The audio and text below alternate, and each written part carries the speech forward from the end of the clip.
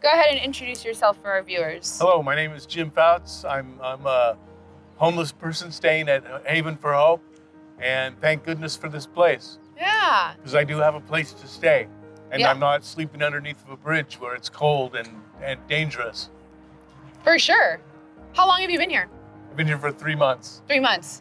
Okay. Yeah. Where were you at before you came to Haven? I had decided that I was going to live in my van and travel around the country, and I was traveling around the country, and I came here a year ago on Martin Luther King Day.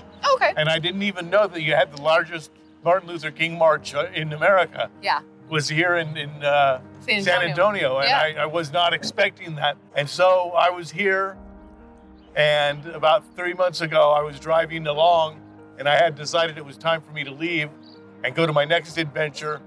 And I was pulled over by the sheriffs, and they pulled me over, and they decided that I was on drugs and alcohol, and I was on neither.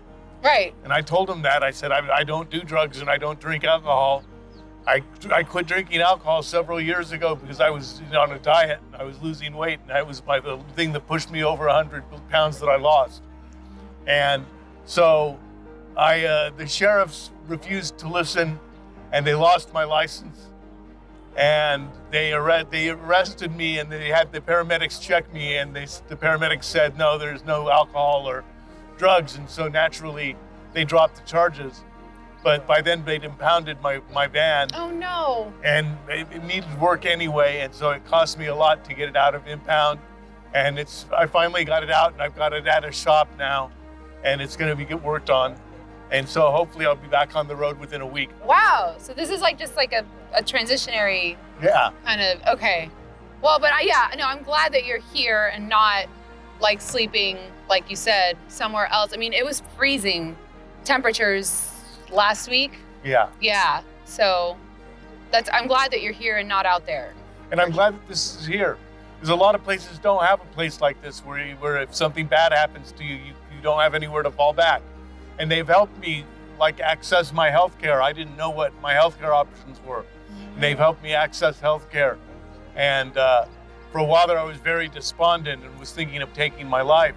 And they got me some mental help to help deal with that. And now I'm not like that anymore. Now I'm happy to be alive. Yeah.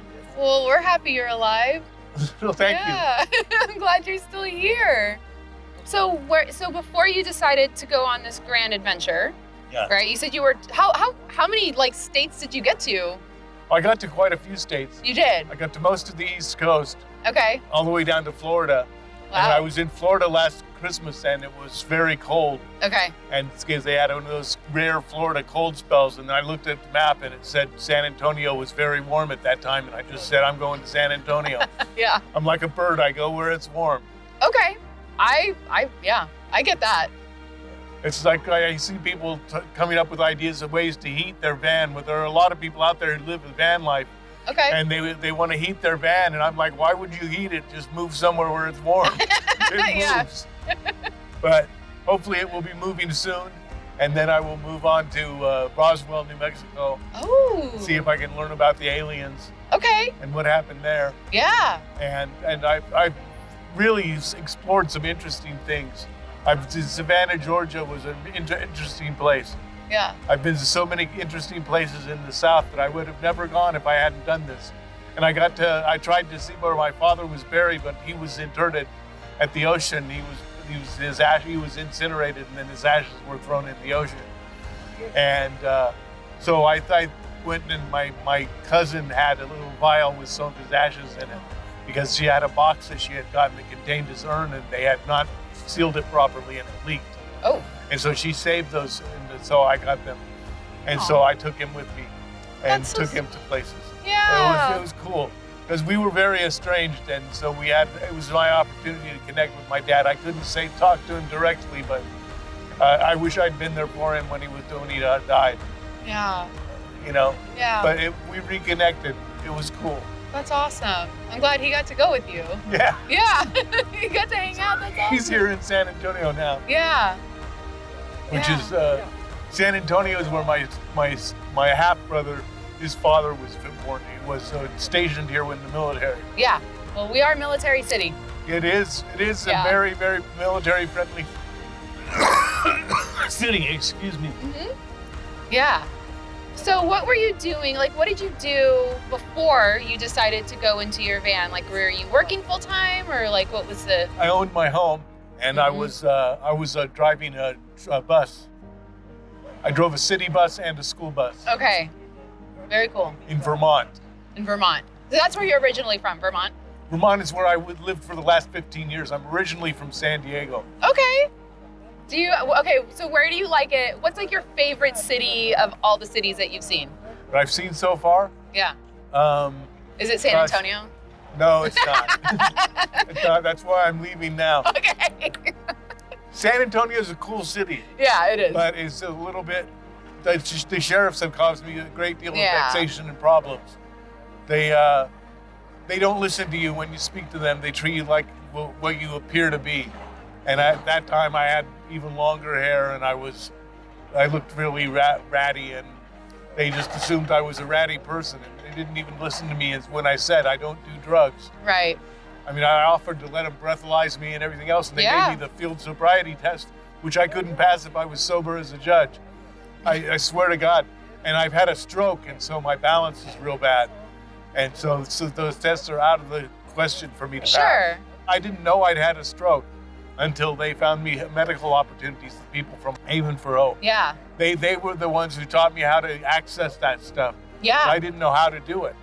I knew nothing about being poor, about being, I had always had health care provided by my employers. And so I had no health care at all. And they set it up so that there's the Center for Health, and they have helped me here to get back on my feet and to get my health back. That's awesome. Well, it's really awesome when you find out you had a stroke and your mother died of a stroke. It's earth-shattering to find out. You had what your mother had that killed her, and I've been lucky it was very minor, but it makes you think. Yeah, but I'm glad they were able to connect you to get those health, the health care and everything. That's really awesome. There's a lot of opportunities here. I was just starting the housing team, and they're going to help me try and get ready to rent an apartment, which I'm probably not going to do. But if I did rent an apartment, they help you get ready for it. And now I know I have a better idea of what I need to do to get ready to be off the street and non-homeless. Yeah. Wow. Yeah, that's awesome. There are a lot of opportunities here, so I'm glad you said that. But okay, wait. So I'm sorry, I interrupted you. If it's not San Antonio, what's your favorite city? Oh, my favorite city. I like Savannah, Georgia a lot. What have you learned from like your travels so far? That people are better than people think they are. People are better than even they think they are. They will help you when you need help. I've fallen down countless times with my walker, and I've fallen down and couldn't stand up, and there were always somebody there to help you get up. And they'll help you in many other ways. There's good people here, and they really will help you.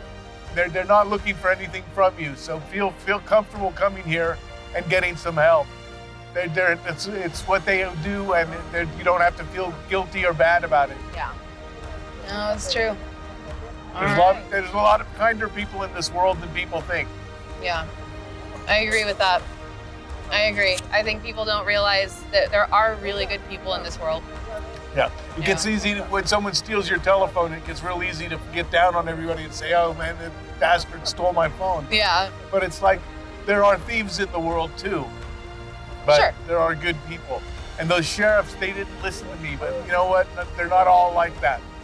These guys who knows what was going on in their day. Maybe they just came from rescuing a baby or something. Sure. And maybe I was like the least on their mind. But they mean to do well. There's so many people who try and do well. Yeah. Well, thank you for sharing your story with me. Sure. Yeah, I appreciate it. I'm glad to share it with you. Yeah, no, it's great to hear your perspective. I appreciate it.